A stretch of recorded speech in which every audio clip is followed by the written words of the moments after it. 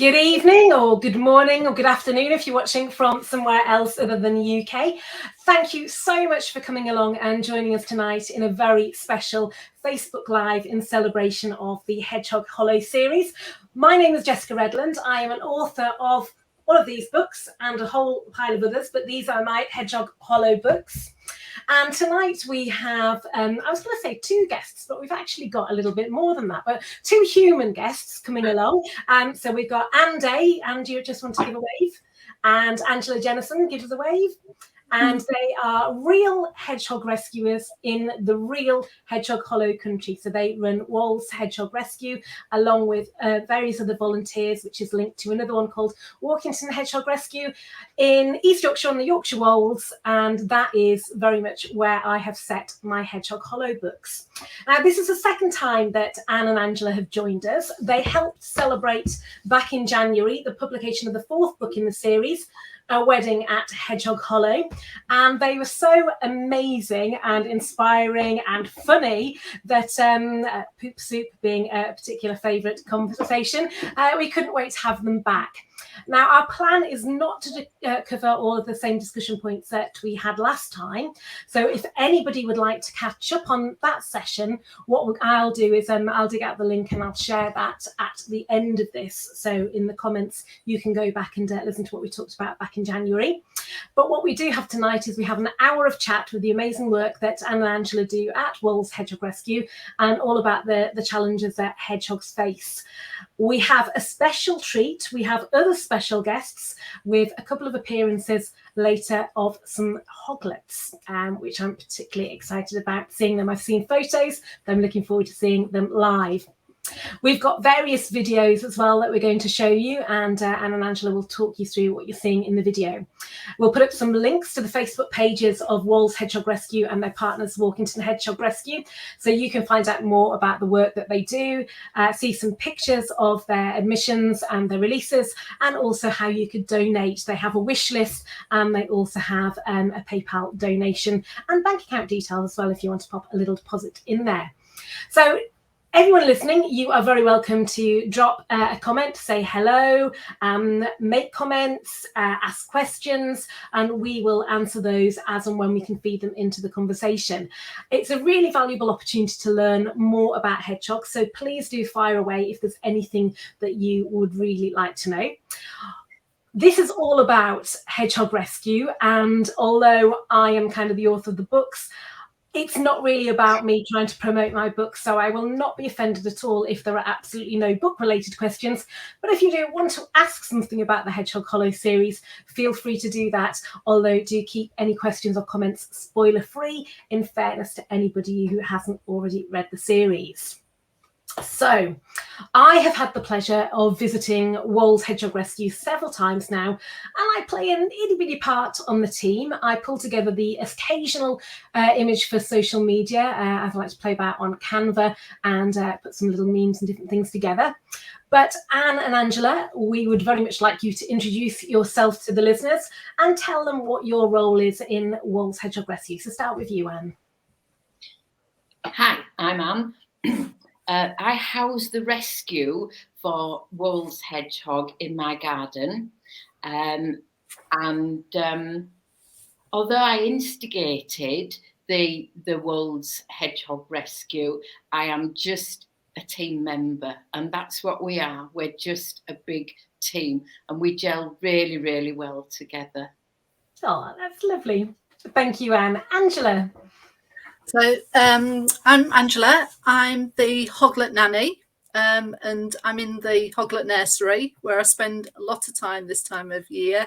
So this time of year, from spring, as soon as the hoglets start arriving, they come here, and yeah.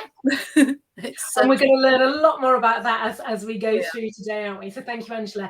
What we're really focusing on mainly today is about the hedgehog year. So we wanted to give you a bit of a feel for the life of a hedgehog, or a year in the life of a hedgehog. So what are the adults up to, and a particular focus, because it is a good time of year to be talking about them, hoglets. Now, my books are set across various different times of the year, so I do cover most of the key moments in a hedgehog's year, but it's great to hear it from the experts. So what we're going to do is start at the beginning with the mating season and our first video. So our colleague Claire is going to pop a video up on the screen. Anne, can you talk us through what's happening and when in the year that this happens? Well, they start mating basically in April time, and it can be very lengthy. It can be, oh dear me, it can be extremely cautious and very, very noisy. So if you've got the pleasure of the grunting and the circling and the explicit amounts of poo they deposit, you know that in a few weeks you're going to see hoglets.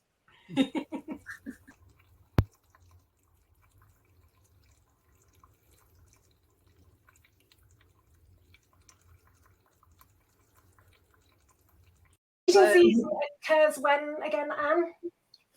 It starts about April time. Yeah, they come out of hibernation, they build their strength up, and then they're at it. Brilliant. Angela, can you tell us a little bit about what we can expect to see once hoglets are born? So, for example, how big are they? How quickly they develop? And you were the absolute expert in this as hoglets nanny. Right. So this year we've had a really early hoglet season, and I was seeing evidence of rescues getting hoglets from May, which was quite early, which I think links back to us having a very mild winter and a lot of hedgehogs not hibernating. But I take in the youngest hedgehogs I've had here this year have been from about 4-5 days old. Some of the first ones were Aurora and Luna, who were released last weekend. So they've gone wild now that they're 8 weeks old. But if this works, these are newborn hoglets. I'll try not to get too much reflection on. So they're born without spines. They have a bubble of fluid sort of around the skin, and that shrinks back within an hour of birth, and then the spines start to push through. So they start off with white spines. So those little hoglets were an hour old, and the spines, if you can see this, they gradually get longer as the sort of day goes on, and the skin starts to go from pink just to a slightly little bit darker. And they don't have hair, they don't have teeth, they're blind, they're completely dependent. And from about 3 days old, I'll just grab the next picture, they start to get sort of brown spines poking through. So I don't know if you can see that. So white spines first, then the brown spines, and there they are under the duck. And they start to change colour from about 10-11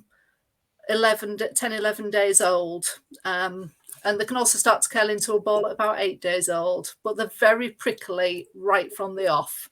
Those white spines are like little needles, and it's their defense mechanism. It's a safety thing. Lovely, thank you very much. Now, if everything goes well, i.e. nothing happens to Mum or to the hoglets, how does she get them ready to leave the nest, Anne? Well, they stop with her between 4 and 6 weeks, and they don't leave the nest at all. So they're growing, they're developing, and then in 4 to 6 weeks, they start to get a little more adventurous, and she doesn't actually do anything except go out foraging, and they all tootle along behind her. And then when it gets to sort of 8 weeks, maybe 10 weeks, they just don't go back to the nest with her. Occasionally, she gets fed up and she just leaves them. Brilliant mothers they are, you know. I think that was one of the things that really surprised me when I was researching hedgehogs to write my first book, is actually quite how early on Mum does abandon them, and they're still really dinky, really, when they're left to fend. They're about 250 grams and the size of a decent sized apple. Yeah. Wow. And they just this year they've been really tiny ones. Yeah. So very, very tiny. Yeah. Oh, gosh. So unfortunately, we've already touched upon there that Mum might abandon them a little bit early, and they're not very big. Unfortunately, sometimes things do go wrong. Now, my Hedgehog Hollow books do cover a couple of hoglet seasons, and there are different circumstances for each rescue, and I am realistic that not all will survive. So, Angela, can you start by maybe telling us a bit about the circumstances which might lead to hoglets needing rescuing? Okay, so the most common thing is often a nest disturbance, and most nest disturbances generally are accidental. So Aurora and Luna, who were some of our babies this year, the mum built a nest under a shed, and the guy whose garden it was having a new shed built and took this one down and uncovered the nest. He did the right thing and covered it back up straight away and called for help, but because we'd normally like to leave a nest undisturbed if mum stays with the hoglets and just let them be. But when people are saying, no, and I've got the builders coming in on Monday and this is Sunday, they've got to go. So they'll come in to rescue. Something might happen to mum. We've had hoglets that have been found wandering in a road, perhaps near where mum's been killed if she's been out teaching them to forage.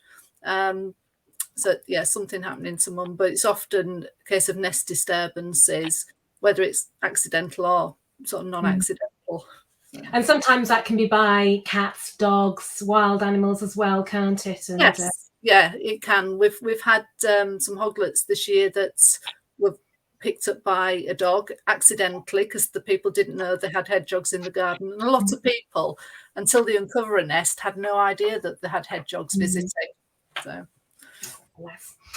Now, when hoglets are admitted to the rescue centre, they need hand feeding because obviously mum isn't there to give them their food. And we have a few videos of this. So, Angela, we're going to get you to talk us through what's happening in these. But first, we've included one which has a very special sound on it.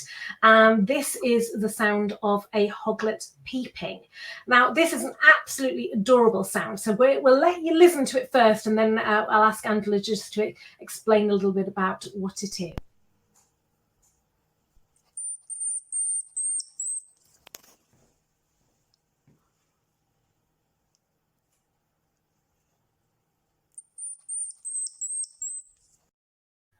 Oh, that melts my heart every time I hear that. So what's happening when the hoglet's making that sound? What does it want, Angela? Okay, so that little hedgehog is Frenchie, and she's actually did really well and was released. But that was the day I'd pick them up.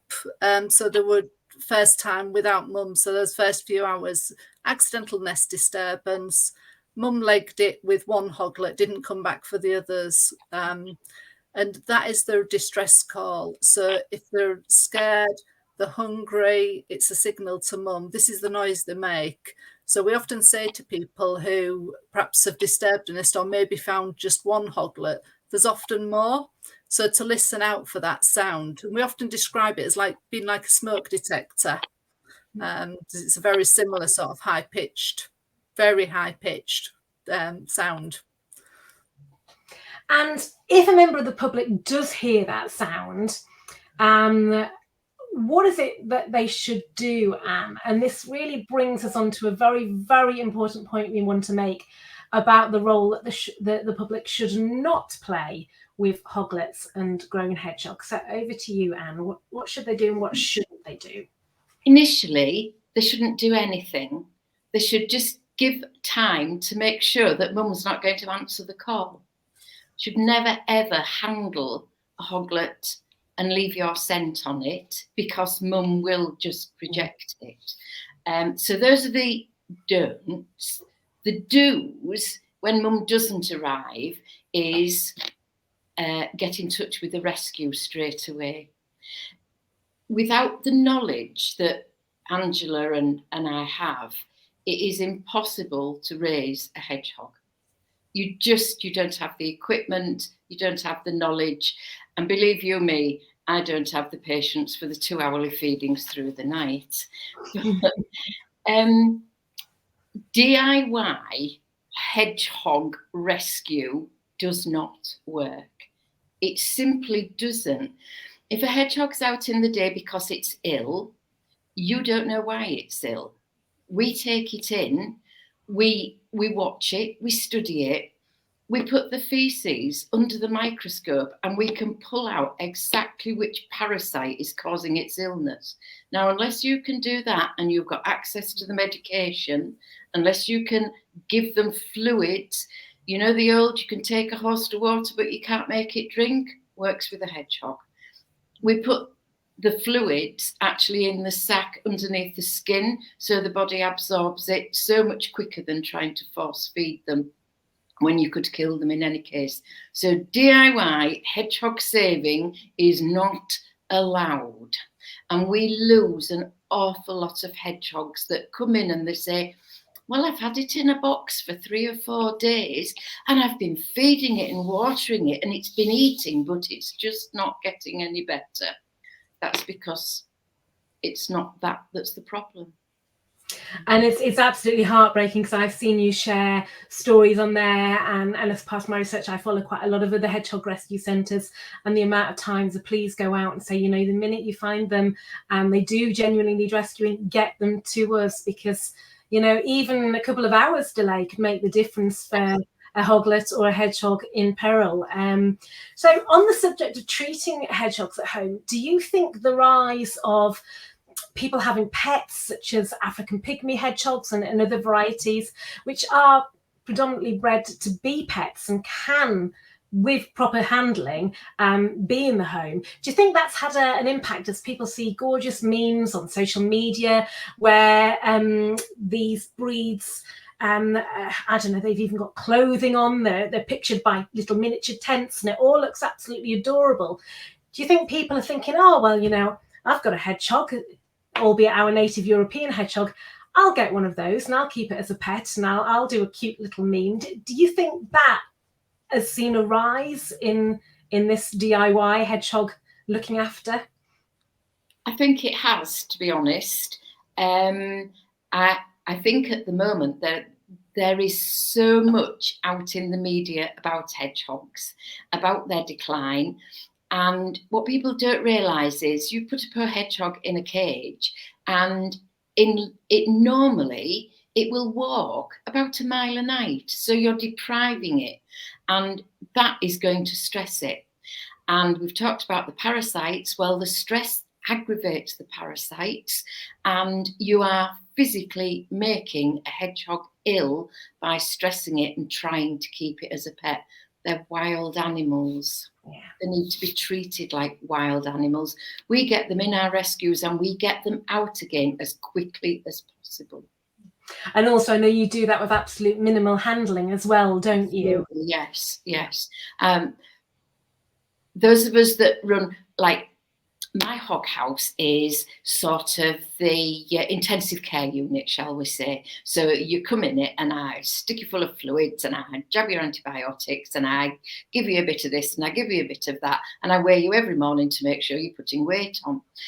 But once they go to foster, we're minimalising the handling. Don't have to weigh them every day. It's not important. We know they're getting fatter. We know they're getting bigger.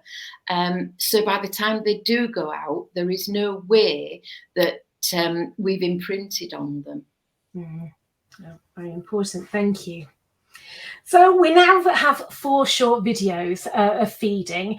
2 of them are of Angela, the professional doing it, and 2 of them are of me attempting my very, very first hoglet formula feeding situation at a gathering we had at Anne's, well, not in the hog house, but in Anne's lounge at the hog house.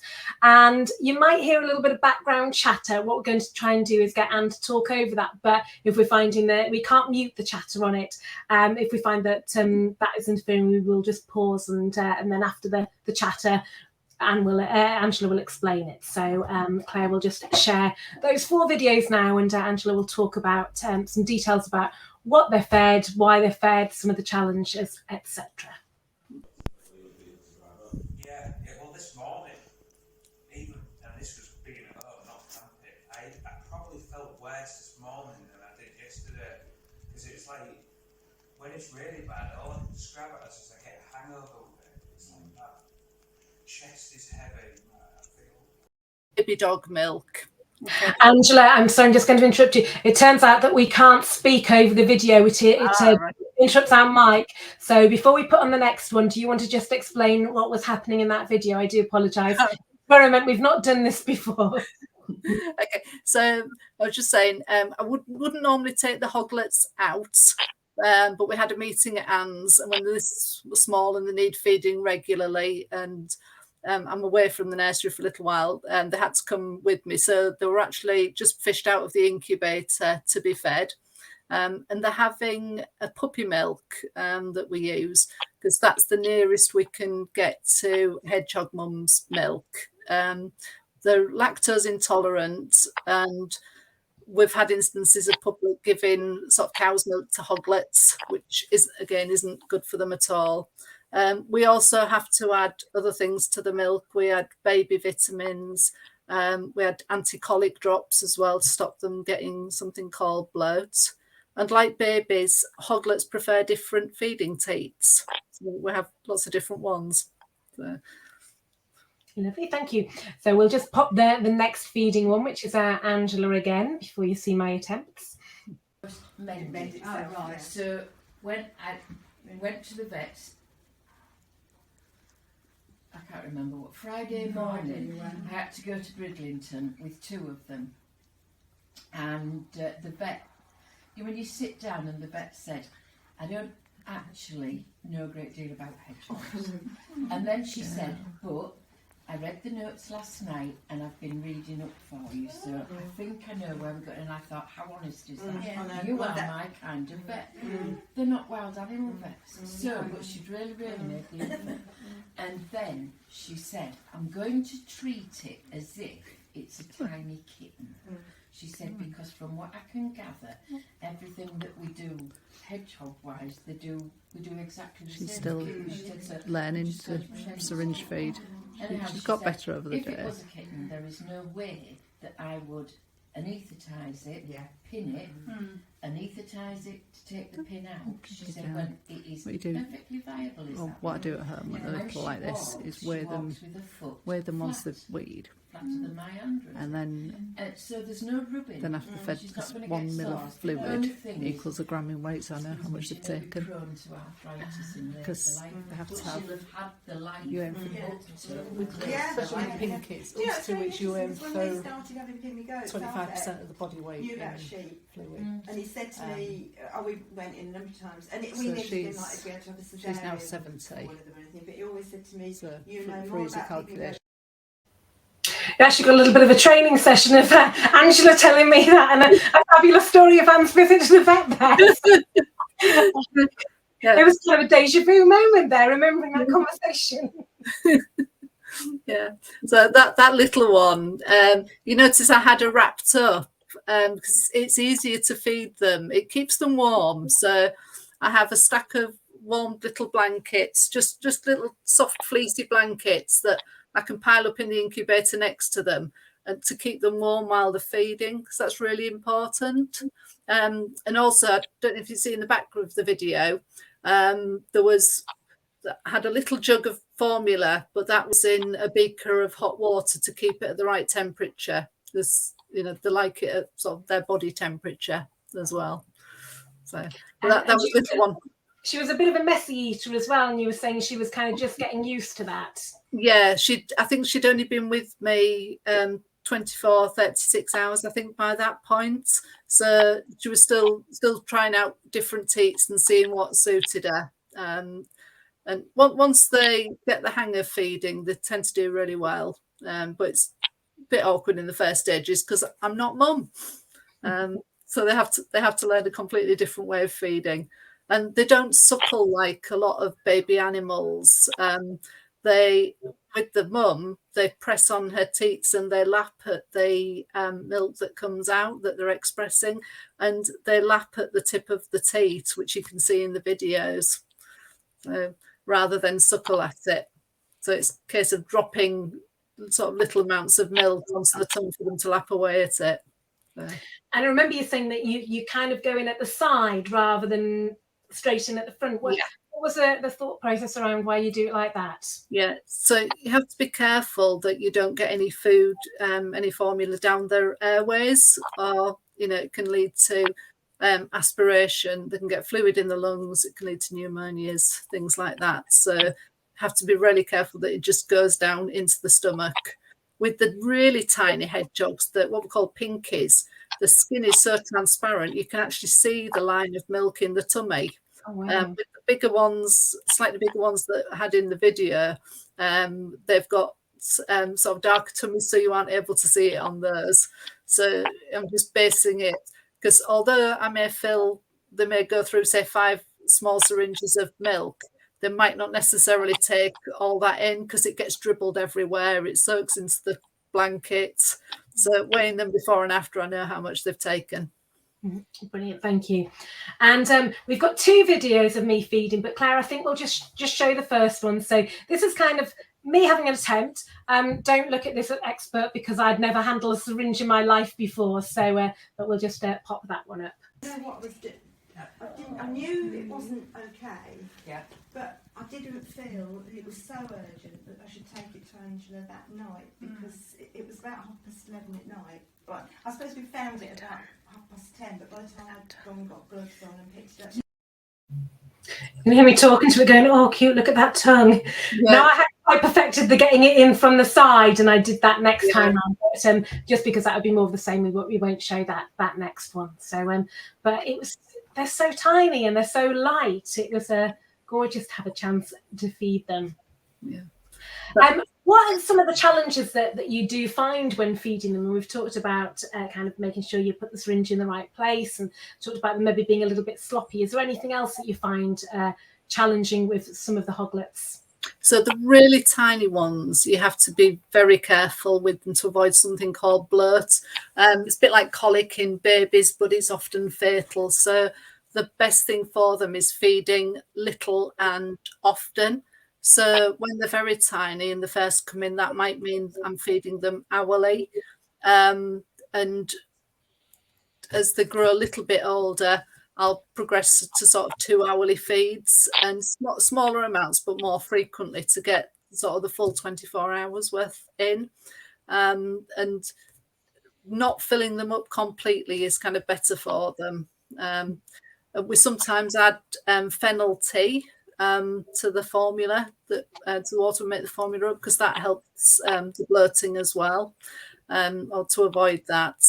And we also need to toilet them before and after, before or after feeding them, because they can generally poo on their own from about 3 days, but they can't wee on their own until they're quite a lot older, sometimes up to 2 weeks or more. So I have to do that for them. So it's tickling the tummy with the cotton bud, and we put some wheat germ oil on the tummy just to avoid friction. So holding them very carefully over a puppy pad as well, because it can be very projectile. And obviously mum would normally be doing that they would be licking their bellies, wouldn't she? And she would. Obviously Angela doesn't take her job quite to that extreme, hence the cotton bud replacement. Yeah.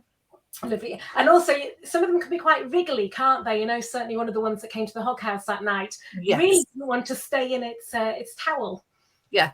So I'll try different things. So wrapping them up like a little burrito often works. If it doesn't, then having them sort of on all fours on a heat pad, that way on. And in that case, I'd put them on my desk or the table that I use when I'm feeding, so they can try it, because they're like babies. Different positions might suit one better to another. Normally they'd crawl all over mum, but they do like to wriggle an awful lot. So it's just finding out what works for that little hoglet at the time and going along with that. Okay, thank you, Angela. Now, once they have had their formula, they then move on to a next stage of feeding, and they eat, I'm probably not using the right technical term here, but they eat a sort of paste. So we'll show you a video of this, and then I'll get you to again explain what it is and at what point they are moving on to that.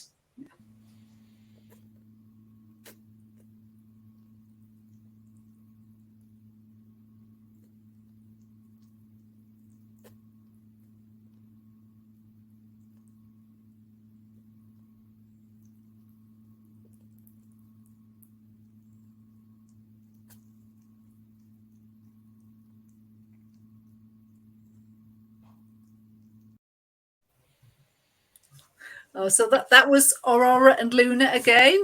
And that was when they were 2 weeks old, because at that stage their eyes are starting to open. So as soon as their eyes are starting to open, I will start encouraging them to lap food for themselves.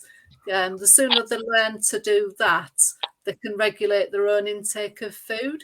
So they have the little dishes are actually just milk bottle tops. So you can see how tiny we start off with them. And we mix some of the formula, and we mix in a little bit of this. It's called puppy mousse, and it's like the texture of chocolate mousse but meaty flavoured. So it's kind of sloppy and mushy, and they just lap at it. Now these two were really good, and they got the hang of lapping first time, which is a rarity. Normally they want to sort of just paddle through it. I put them in a washing up bowl on a puppy pad because it gets so messy. And I'm often chasing them around, trying to tempt them to lap up food with a little plastic toddler spoon, but it goes everywhere. You hear them in that video sort of sniffling a bit because they sort of lap it up and they get a little bit up the nose, and that's a reflex action to force the milk back out. Oh, bless them, messy. Yeah, it does sound just like having a baby or a toddler trying to sort out. Yes. So we've got a video now of then the next stage yet again, moving on to more solids. So again, we'll show the video, and then Angela, if you can talk us through what we've just seen there.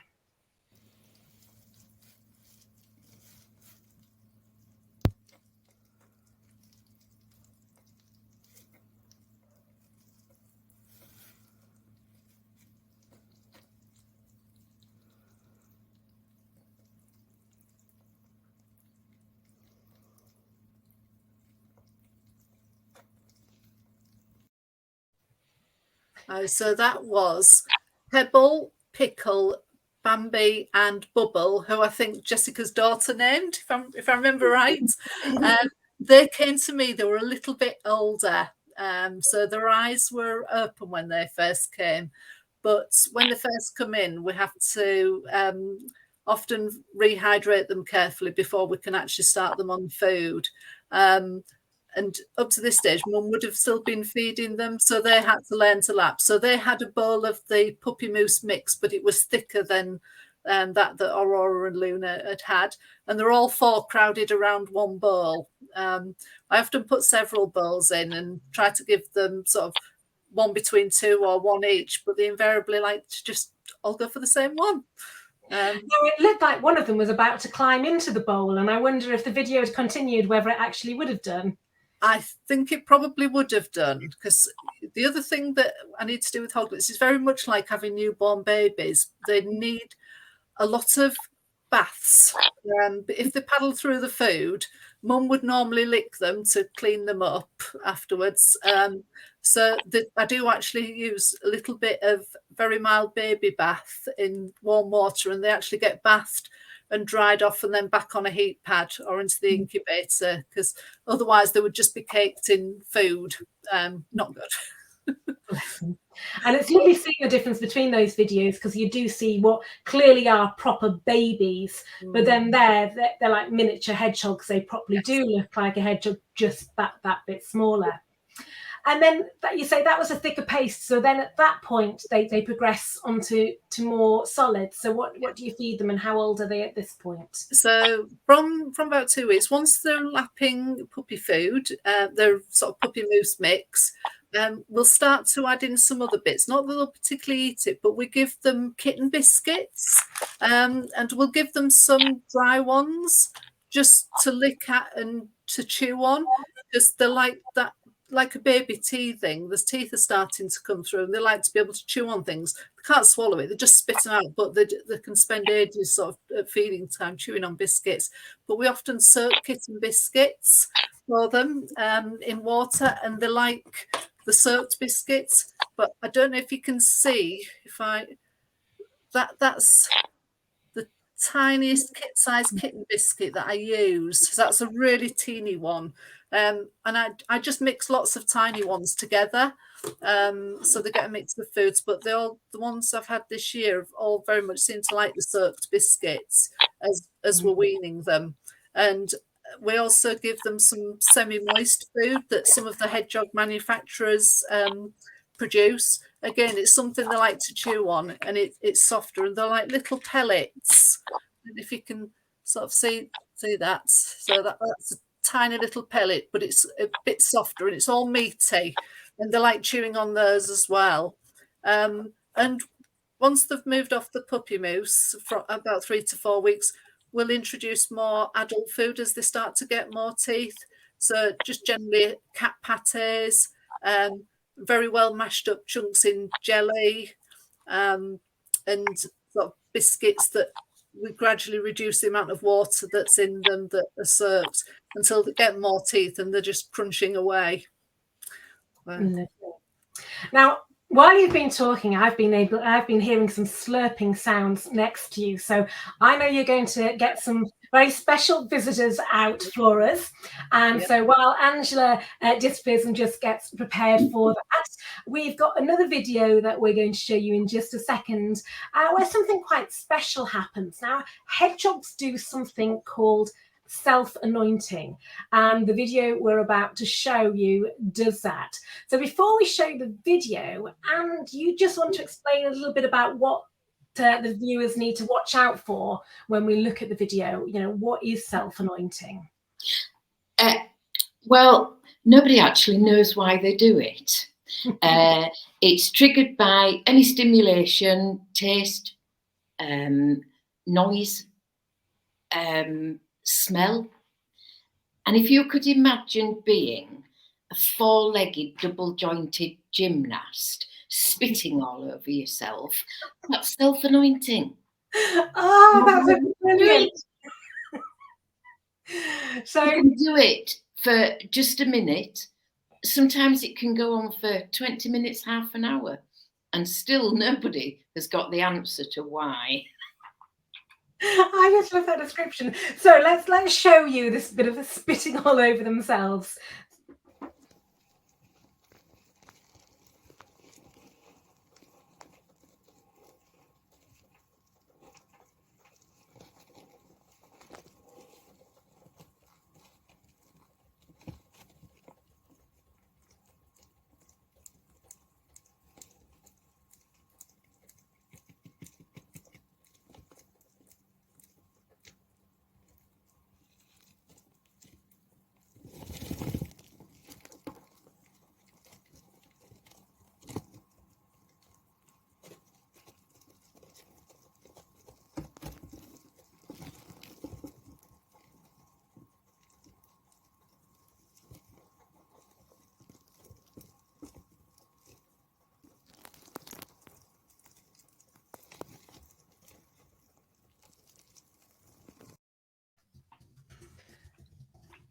So, you know, that was in the middle of their meal, just had a sudden pause to do a little bit of self-anointing.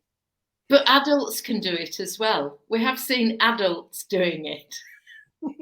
And that's even funnier. Now, am I right in thinking that one of them did it to the other one as well? Oh, yes. So not just themselves, they'll do it to each other. Oh, no, they'll miss themselves and spit next door.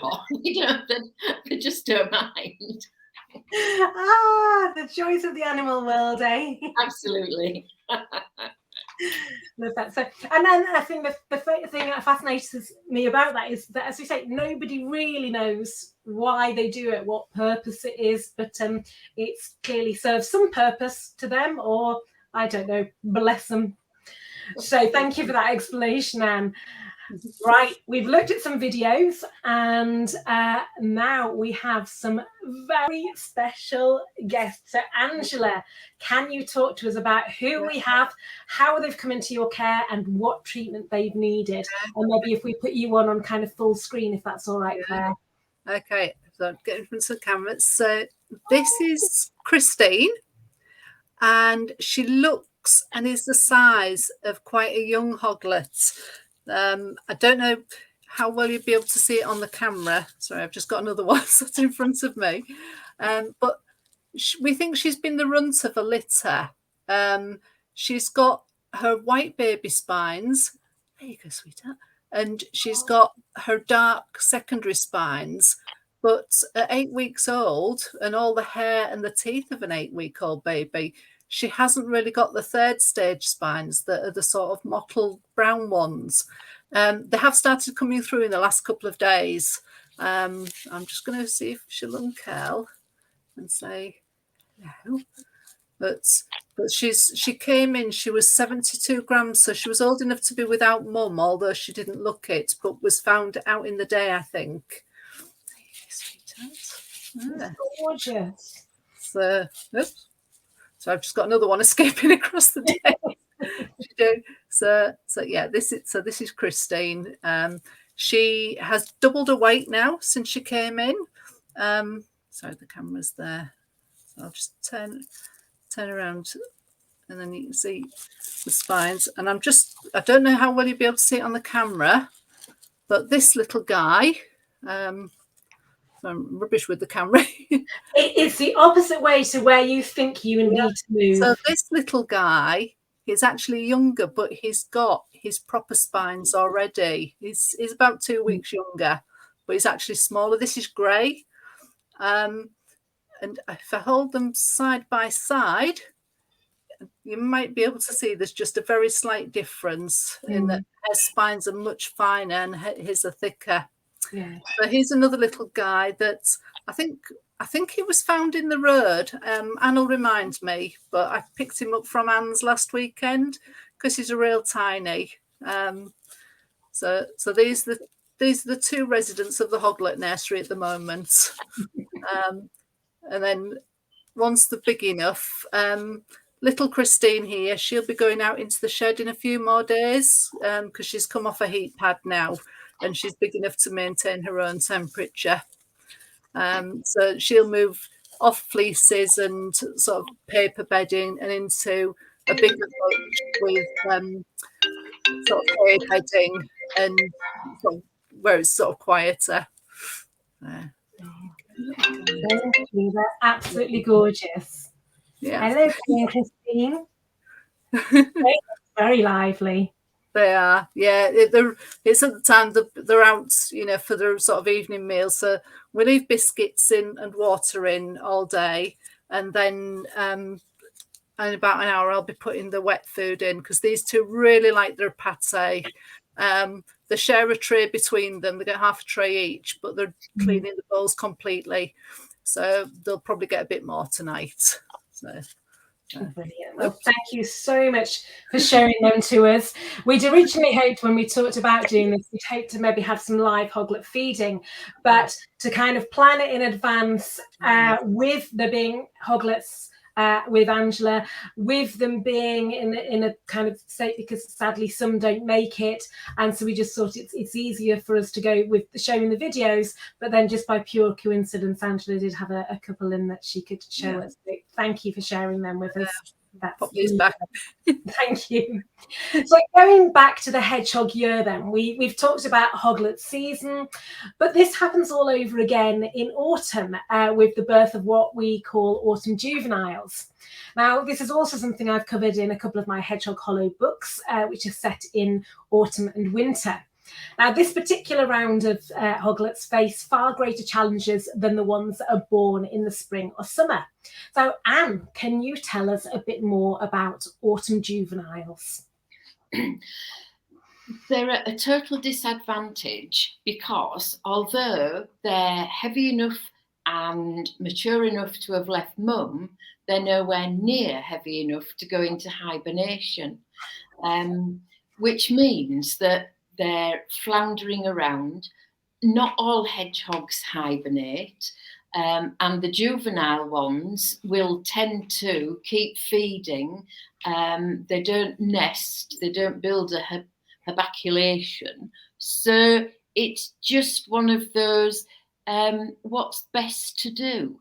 Well, my advice, to be honest, is if you've got one in your garden at the end of October, feed it, water it, and watch it. If it's coming out during the day, it needs help because it's not finding enough food foraging. And that's the point that you call in somebody like us. It is overwintering is a real specialist art. You have to keep them in somewhere about 17, 18 degrees to stop them going into hibernation. But you only have to do that until they get to 550, 600 grams. And then you can start reducing the temperature, move them maybe into somewhere cooler. But you must keep feeding them. They have to go into hibernation at their behest, not when you tell them to. It doesn't work like that. So consequently, because the summers are getting longer, they're occasionally now having 3 sets of litters a year instead of 2. So this number of juveniles not knowing what to do through winter, we end up overflowing. So a lot of our we have fosterers and we fill the foster houses up through winter naturally, but again we don't often have enough. So we're often asking people if they will just overwinter for us. But you need specialised, quite a warm room to keep them in, and just a little bit of training, so you know what you're up to. Brilliant, thank you. Now, just before we move on with some more questions, we've had a few hellos coming in. So if anybody hasn't already said hello, please do pop a message in. So we've got Tracy Baines says hello from Dorset, and Warwick says hello. We have a couple have joined us from the USA. So Jeanette Fallon's joined us from the USA, and I spotted a little bit further down, Ellen Simpson's joined us from, I might pronounce this wrong, so I do apologise, Pompano Beach in Florida. So fabulous that we're reaching the other side of the world. Hello from Somerset from Andrea Davis, and Valerie Finlay says hello from the west coast of Scotland. So we've got a bit of a mix of where people are from. And Andrea has also spotted, Angela, that you have a Popsy hedgehog dress on, and she says perfect dress, Angela. I know that Andrea is a Popsy fan, and I believe has that dress as well. And somebody wants to get hold of Anne there. And I also have that dress, and it was nearly what I put on tonight. So we just went, oh, do you know, that was lucky. I also have hedgehogs on mine. I'm going to come a bit closer to the screen so people can see. They've got tiny little hedgehogs. They've got little bowler hats on them, some of them, which is quite cute. So we do like our hedgehog accessories and merchandise. And we've got Tanya Shepherd said hi from Reading. So hello, everybody. Thank you for joining us. And again, do feel free to ask questions about the books, about hedgehogs, about rescue. So moving on, we've talked a lot about hoglets, but what about the rest of the hedgehog year for the adults and for the hoglets that are born earlier in the year, in spring and summer? Angela, can you talk us through what happens for the rest of the hodgehog year? Hodgehog, that's what I say by mistake. Hodgehog year even. We have a thing in our family where we call them hodgehogs, and I knew I would say that live at some point. So there is a book called The Hodgehog. I think it's a Dick King Smith book, isn't it? Oh, wow. Didn't know that. Yeah, there is a book.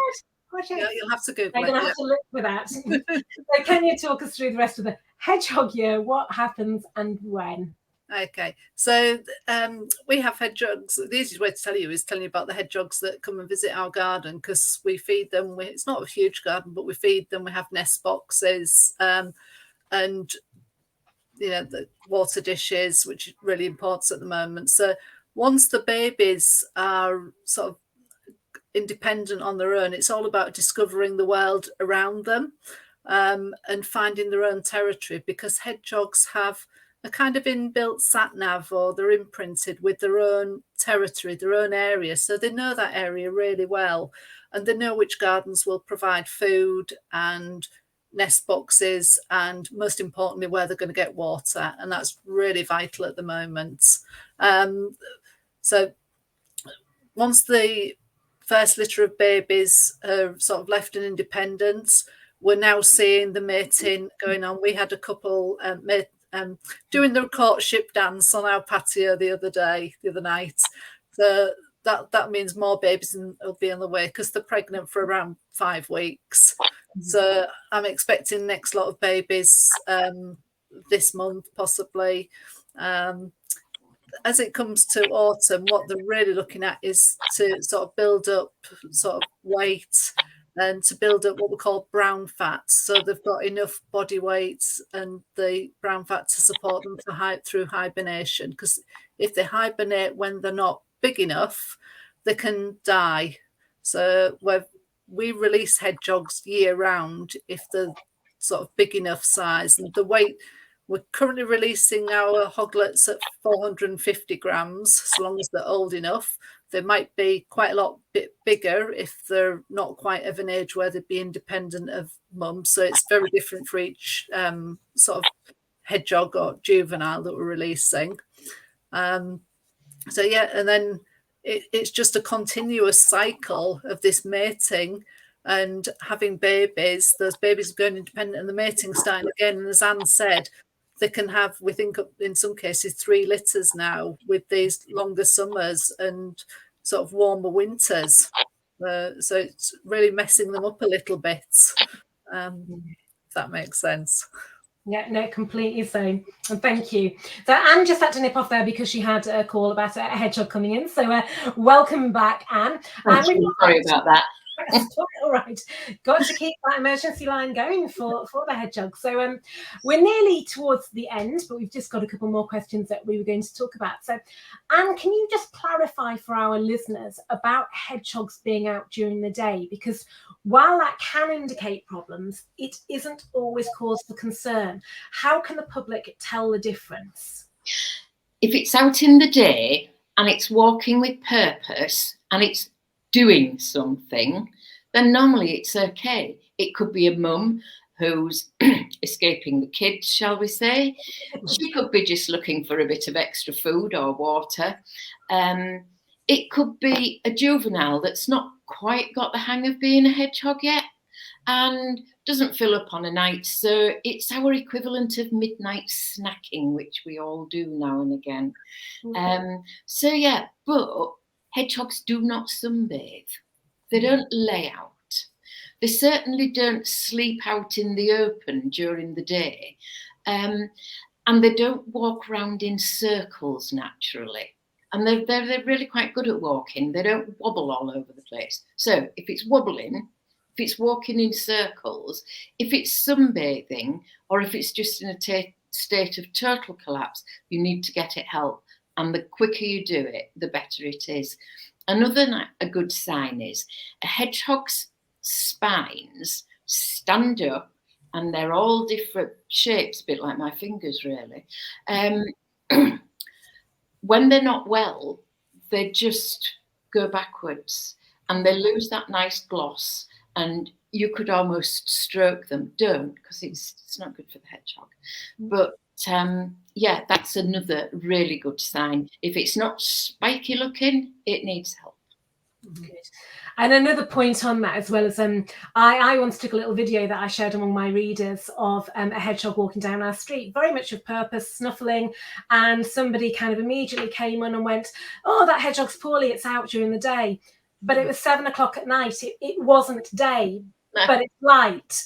So again, you know, hedgehogs, they're not going to wait until darkness falls before they forage, because if they did that, they would have a very small foraging window, wouldn't they, in the summer? So, you know, again, hedgehog moving with purpose is fine anyway. If it's out and moving and it's twilight or even, you know, early evening, that's still to be expected, isn't it? Yeah. Yeah, lovely, thank you. And while we're talking about being concerned about hedgehogs, let's talk about 2 specific threats that are facing this summer.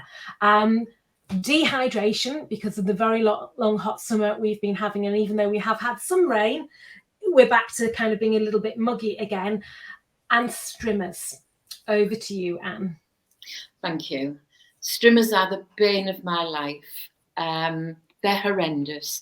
And it's not just strimmers, hedge trimmers that people get down really low with, and even grass cutting machines. They inflict such horrendous injuries, and it's so avoidable.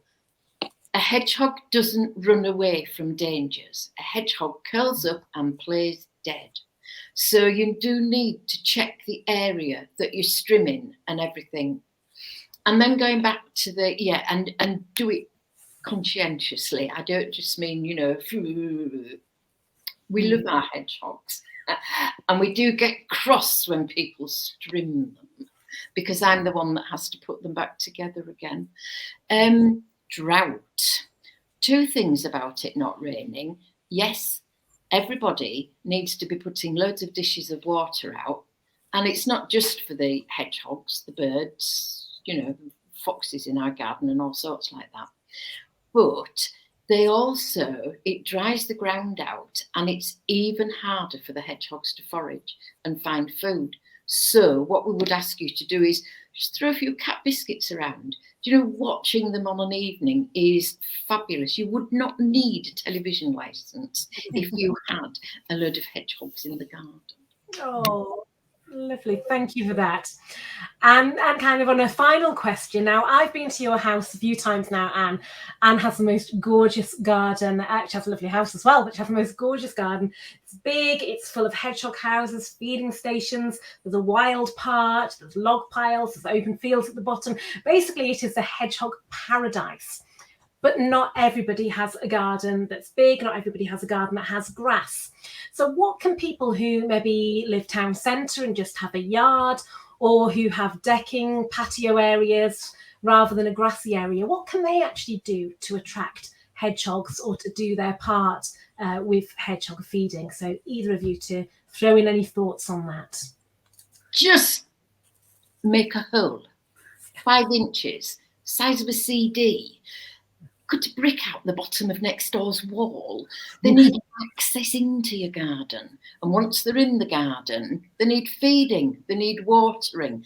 A hedgehog follows its stomach via its nose.